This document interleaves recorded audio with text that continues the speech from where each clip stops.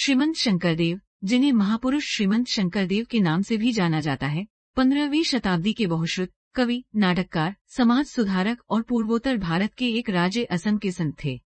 उन्हें असमिया संस्कृति का जनक और एक सरना नाम धर्म का संस्थापक माना जाता है, एक धार्मिक और सांस्कृतिक आंदोलन जिसने असमिया समाज की नींव रखी। श्रीमंत शंकरदेव का जन्म 1449 सी में असम के वर्तमान नागांव जिले के बोरदोवा में हुआ था। उनका जन्म एक ब्राह्मण परिवार में हुआ था और उन्होंने संस्कृत शास्त्रों और हिंदू दर्शन में एक पारंपरिक शिक्षा प्राप्त की थी।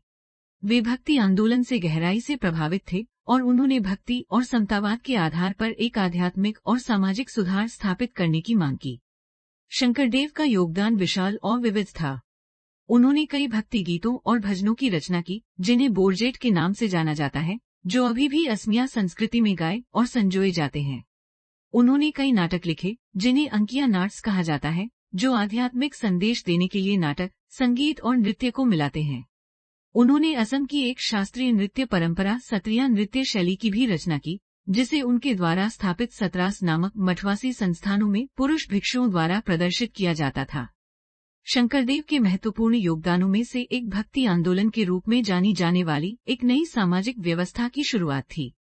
उन्होंने सामाजिक समानता की वकालत की, जाति आधारित भेदभाव का विरोध किया और मोक्ष प्राप्त करने के साधन के रूप में आध्यात्मिक भक्ति के महत्व पर जोर दिया। उन्होंने सभी जातियों और पृष्ठभूमि के लोगों को पूजा में एक साथ आने के लिए प्रोत्साहित किया और असमिया समाज के बीच एकता और सद्भाव की भावना पैदा की। श्रीमंत शंकरदेव का प्रभाव धर्म और संस्कृति से परे था। उन्होंने साहित्य, कला, संगीत और वास्तुकला में भी योगदान दिया। उन्होंने दर्शनशास्त्र, नैतिकता और संगीत शास्त्र सहित विभिन्न विषयों पर पुस्तकें लिखीं। उनकी स्थापत्य कृतियां, जैसे गुवाहाटी में कामाख्या मंदिर और नागांव में दौल गोविंदा मंदिर, उनकी कलात्मक और स्थापत्य प्रतिभा को प्रदर्शित करती हैं।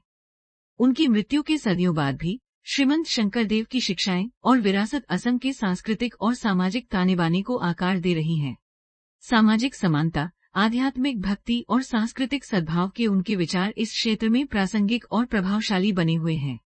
उन्हें असम में एक संत और सांस्कृतिक प्रतीक के रूप में सम्मानित किया जाता है और उनकी शिक्षाएं लोगों की पीढ़ियों को प्रेरित करती रहती हैं।